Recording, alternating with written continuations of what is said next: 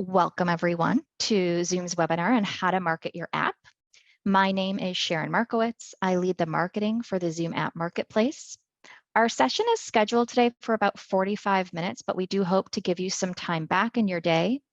Again, like I mentioned at the top, Q&A is throughout the session, so simply ask any question you have. We have our subject matter experts backstage. You should see the feature where it says Q&A, where you can ask your questions. Any question's a good question. That's why we're here to connect with you. So the recording will be sent at the end of the session via email, and we also post where you can access the presentation for reference.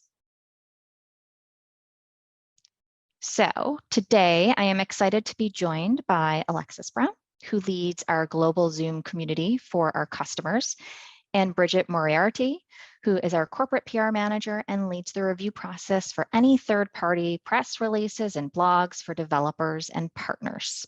So we'll each be taking turns in connecting with you today. And for those who just joined, just as I mentioned, we are using Zoom Webinar. There is a question and answer function feature that I encourage you to use throughout for any questions you might have. So today we will be talking about a few things. We're going to have an overview about Zoom, share with you best practices for your app marketplace listing, and share with you how you could learn how to engage with the Zoom community, how you can get social and create winning content, and then finally leverage Zoom guidelines for press release and blogs. So to kick things off, I would love Bridget to share a poll for the audience today. We actually do not have the poll to share.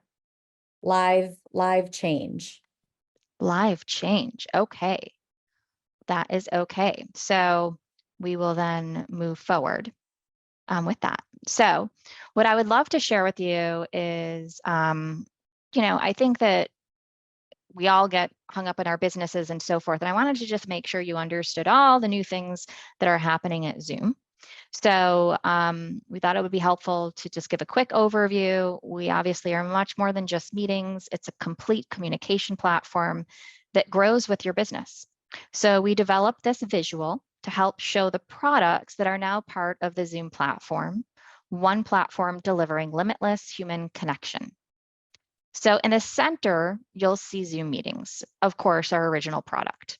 But in addition to Zoom Meetings, you can also simplify the way you collaborate because you can get our phone product, team chat messaging, and more on one platform that is reliable and easy to use. We're constantly introducing new tools to help customers with various needs. So for example, we recently launched an appointment booking product called Zoom Scheduler. It makes it easy to align calendars when you're setting meetings with people external to your organization. We also launched Zoom Clips. I'll be honest, is kind of one of my favorites, which lets you send short asynchronous videos using screen recording. Now, key to Zoom is that it's powered by AI across the platform. So Zoom AI Companion empowers people to be more productive, to collaborate better, and to enhance their skills. And we also have our customer experience suite, which features a variety of AI-powered products like Contact Center and Smart Assistant to help out on our calls. Now, finally, let's shine the light on why we're all really here today, to connect with you, our app developers who help solve customer pain points with apps on the Zoom App Marketplace. Zoom is an open platform allowing customers to decide what's right for their business to use, from selecting their favorite app or deciding to build a new app. So we thank you for building with us and enabling businesses to select apps to ultimately achieve their organization goals and connect their employees in the most effective way. And again, the best part is it's all available in a single platform on a simple, consistent user experience. Now let's move forward on how customers can discover your apps. And for anyone that has recently joined, as we did just kind of get started, you will receive a recording at the end. At the same time, we do encourage you to use the feature Q&A, where we have a whole bunch of subject matter experts that are ready for any questions that you might have. So today we have more than 24, or I should say 2,000 apps, but it's technically more than 2,400 apps today in the Zoom app marketplace. So whether you are in the process of developing an app or already have an app published on the Zoom app marketplace, we want to make sure you are aware of how customers, from decision makers to end users, can ultimately discover your app. So if a customer goes to the website, marketplace.zoom.us, they search for an app, they can use the search bar in the upper right-hand corner. They can also go to categories. And on the left-hand side, they could select a category of interest, perhaps it's CRM. Customers can also filter by Zoom products, from meetings to webinars to Zoom rooms and phones. So while this is one way to discover and add apps, you can also do this from your Zoom client. So keep in mind when we do refer to customers, that might imply like the decision maker and the end user and other stakeholders in an organization. It really depends on who your customer target is, and this is something we'll talk about in the next section. So in this section, we're going to cover 3 things: a checklist for you to review in developing your app marketplace listing, naming some guidance on how to name your app, and then finally, an example of like, how would this actually look on the current app marketplace using one of Zoom's build products. So think of your app marketplace as the most important real estate for your app to drive awareness on the Zoom app marketplace. So as part of the app submission process, there is a section in the build flow that is called basic information. Now, this section requires marketing descriptions and images for your apps that should speak to your target decision maker and end users. So it's a very helpful checklist that supports your efforts to inform what is on the listing. It's also really important to ensure that you check with the person on your team that, whoever is informing the app marketplace listing and actually submitting it to the Zoom team for review, that you have connected with your marketer, or if you are wearing multiple hats as a marketer, you put on that hat so you have the right information for review. One of the things I do want to call out, so obviously this has, complete the basic information. You have your app icon, logo, your app name. We're going to talk about some best practices for naming, the short description, the long description, and then images and video. We're visual people, and so are our customers. So really encourage you to make sure you showcase your images and videos that are relevant for the customer audience. So now when it comes to naming your app, we do have some principles and best practices to think about. So in terms of, make your app name simple and relevant. Consider associating your app name listing to the relevant product it works with, such as the Acme app for Zoom meetings, right? Because that's then going to tell the customer that this is an app that works with Zoom meetings. Now, that's also already denoted on the app marketplace listing, but it does just kind of reinforce why they might use this. More examples could be Acme app for Zoom, Acme app for Zoom meetings, right? Obviously, it all depends on which product that you have designed an app for. Things to kind of watch out for when it comes to naming your app is do not use the Zoom mark in your app listing name. So like, don't call it Acme Zoom Phone or Acme Zoom or Zoom Reseller. And again, if anyone has questions for those that might have joined a few minutes after we got started, definitely use the Q&A feature. We have a whole bunch of backstage experts to answer your questions. Any question's a good question. I feel like I'm doing a PSA each time, just to make sure y'all are in check with us. And then finally, avoid using only a descriptive name, so only Zoom would stand out. So like if you did conference for Zoom, that's a bit confusing. And so, again, just make sure that it's relevant, make sure it's your app name. And then I've explained where the reference of the Zoom can be used. Now let's look at a real life example. So at Zoom, we actually created an app last year called Badges. It's badges for Zoom meetings. It is a current App Marketplace listing. So if you were to go ahead and go on the App Marketplace listing, you can actually find this. The reason I wanted to go through this is that I just went through all this guidance in terms of how to think about that real estate that you have in terms of the App Marketplace. And so looking at badges for Zoom meetings, first we see this icon is a badge and the name is badges. So it is by Zoom, it's for Zoom meetings, it's descriptive. You can also consider a fanciful name, which could be something that is not descriptive that maybe you would, put more marketing support behind. The next thing to think about is category selection. I find that I see a lot of listings that may not always have the most relevant categories. So really think of who your target customer is. So badges for Zoom meetings is actually for learners and instructors. So basically for instructors to engage their learners, both in higher education, but also in a corporate staffing, learning, and development function. So that's why these categories were selected. So really think about that. Less is more in terms of really being specific on who this is for. Next is a description, right? So one of the things I talked about before was that your customer could be a decision maker and an end user, right? And so you want to make sure that your app listing is not just talking to the end user, that you're acknowledging, so that way the person that might be the decider for this is understanding how they might decide to add this app for their organization. So for example, badges for Zoom meetings built by Zoom is for instructors to improve learner engagement from the classroom to corporate training. Again, still layering up to what we just talked about, the category selection.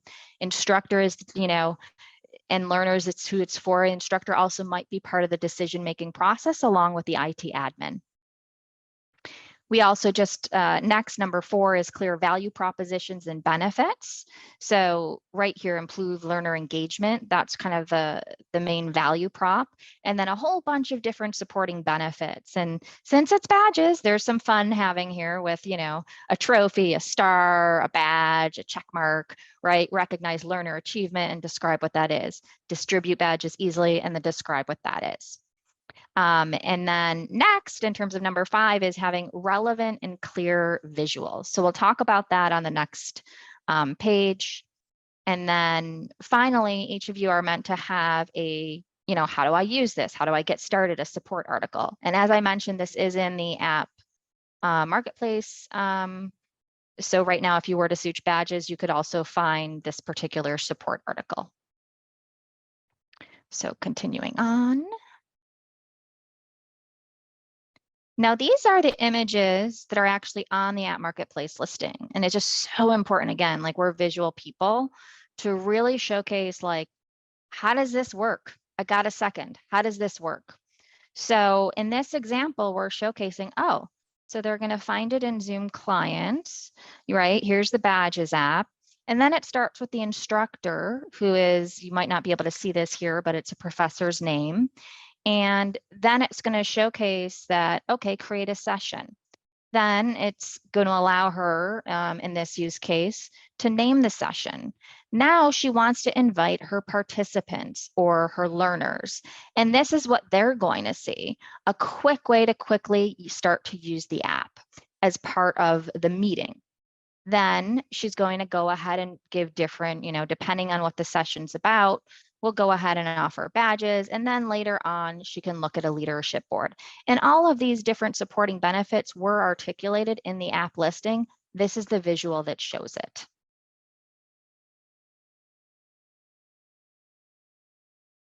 So with that said, I am going to now pass over to Alexis Brown, who's going to walk us through how to start and engage and be a member of the Zoom community.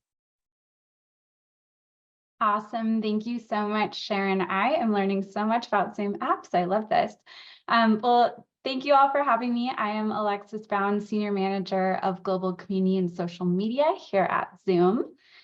So what is the Zoom community? So it is, if you want to go to the next slide for me, The Zoom community is a place that any Zoom user worldwide can visit.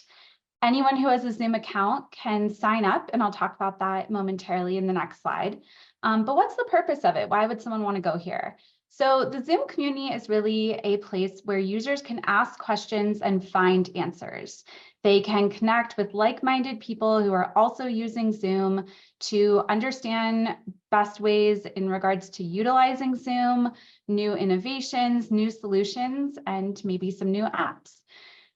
We do also have a community champion program where registered users can nominate themselves or fellow peers within the community who've really gone above and beyond to volunteer their time to essentially help fellow Zoom users out. So in regards to how to access the Zoom community, so you would go to community.zoom.com. I will preface and say you technically don't need to log in to view any of the content, but for the purpose of this call, we absolutely want you to log in. So you'd click the little sign in that's at the top right of the screen, and then you just enter your Zoom credentials. So it's the same exact email address and password that you would use associated with your Zoom account. You go ahead and create a unique username. You can keep yourself anonymous if you want. You can make it fun, just keep it appropriate. We do have community guidelines. And then voila, you are into the Zoom community. So what do you do once you're there? Well, on the homepage, you'll see that little View More Forums button that's in our tiled navigation front and center. When you click that, you will then see the Marketplace board. It's right there, kind of hugging in between our notes and our developer forum links. If you click on the Marketplace board, once you're in there, it will look something like this next slide. There you go. So this is our Marketplace board. We try to have a consistent look and feel across all of our boards within the community. That's really what we call, forums or spaces. They're all synonyms for one another. You'll see this Marketplace board, and really where there's value is for you to toggle through seeing what are our latest posts, our trending posts. Maybe someone had a question and it got answered, so you can toggle to solved. We also have such a wealth of content in here that on the left-hand side, you have different topics, so you can kind of filter down the content that you see within here.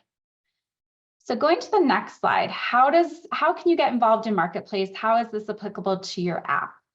So there's a few different things that you can do here. The first one is you can create a discussion within the community. When you create a discussion, you choose the place that you want to post your discussion. So I recommend, as you can see here, maybe the Marketplace board, or if your app is more applicable to a very specific product, it's maybe not as general as just Marketplace, but maybe your app nicely complements, our meetings product or notes or scheduler, et cetera. You could post within that specific board. We also do have a space called the Customer Success Forum, which recently launched back in August. And it's really a place for users to go to understand how our Zoom customers successfully utilizing Zoom. You can post within there, post a success story of someone utilizing your app. The things that we ask you not to do when creating a discussion is don't create the same exact discussion and then duplicate it and post it in multiple places.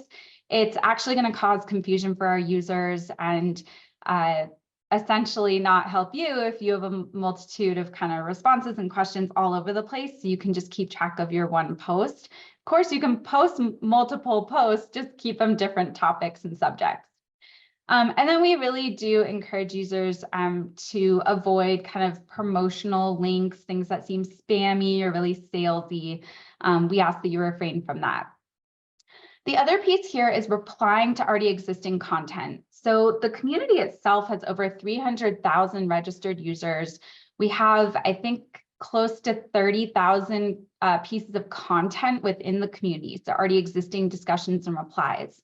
So the biggest thing when you go to the community is actually go and browse, leverage the search functionality that we have, and maybe even type in the name of your app or relevant features or functionality associated to your app and see what conversations already exist. And then maybe continue the conversation by letting folks know, hey, this could solve your problem by using this app, or did you know we just launched this? So really, engaging in already existing content.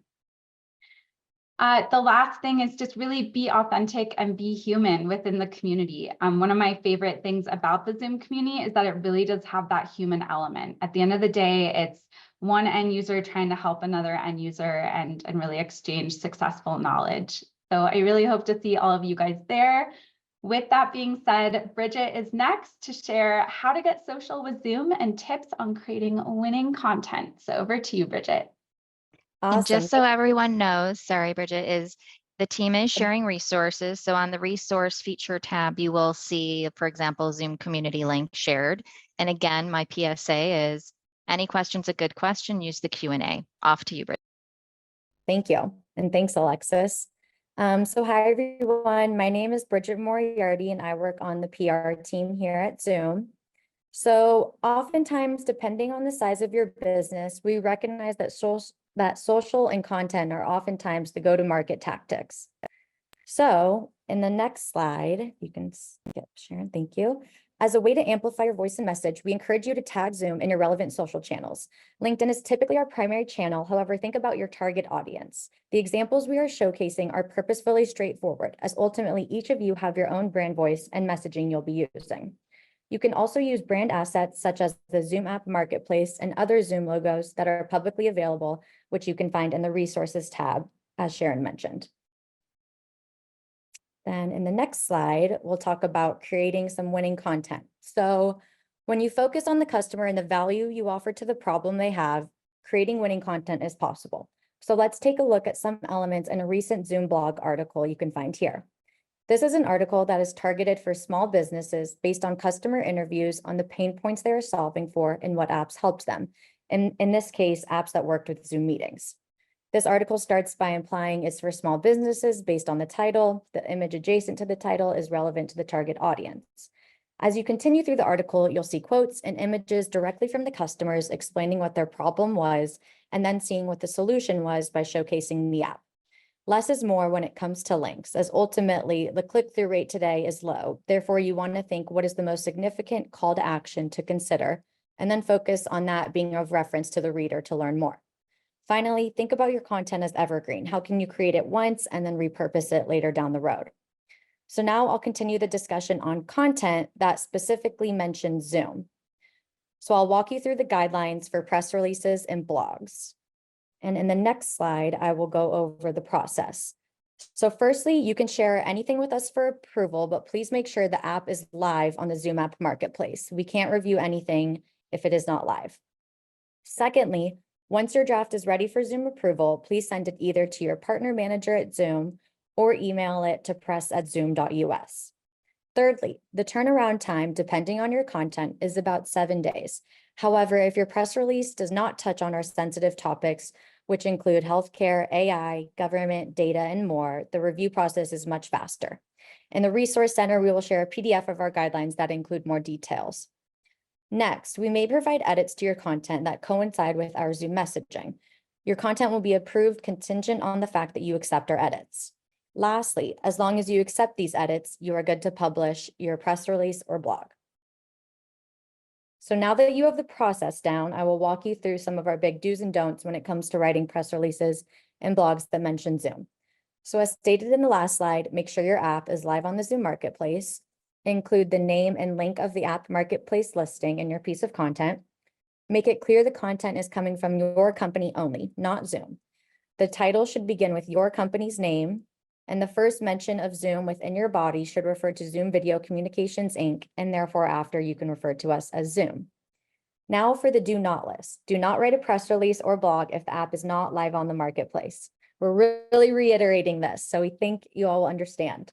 Secondly, do not include Zoom's boilerplate or press contact, as this is not Zoom's piece of content. Language such as company and Zoom announce is not acceptable. The announcement should be coming directly from you and your company, not Zoom. Then lastly, do not use the word partner or partnership. Instead, use synonyms like teams up, joins forces, or collaborates. And then if you have any questions or are unsure of anything, feel free to reach out directly to press@zoom.us, and myself or someone else on the PR team will get back to you. Now I will hand things back to Sharon to close out today's session. Great. And so first, I just want to make sure all the resources are public for you, that our backstage team is making sure that they are able to make sure that you have access to that. Again, any questions, a good question. So if you still have questions, feel free to put that in the Q&A related to the feature on our webinar. And so the next question is, since I know we weren't able to do our poll, so whether you want to put it perhaps in the chat channel or just think to yourselves, if you are old school and actually have pen and paper, what action will you take, right, to help drive awareness and usage of your app? We shared with you a lot today to help you drive awareness and usage, and really just want you to take a moment to think about, like, what's one thing that you might be thinking about doing. And then with that said, as we close out today's session, we want to say thank you. First of all, thank you for building with us and helping solve problems for our customers. We could not do that without you. We do have a survey, if the team can share, as part of the webinar feedback form. We will also, I believe, be sending that out in an email, but definitely we want to continuously, get feedback as we do all attend a lot of webinars, and really hope you benefited from this one, but really appreciate your time.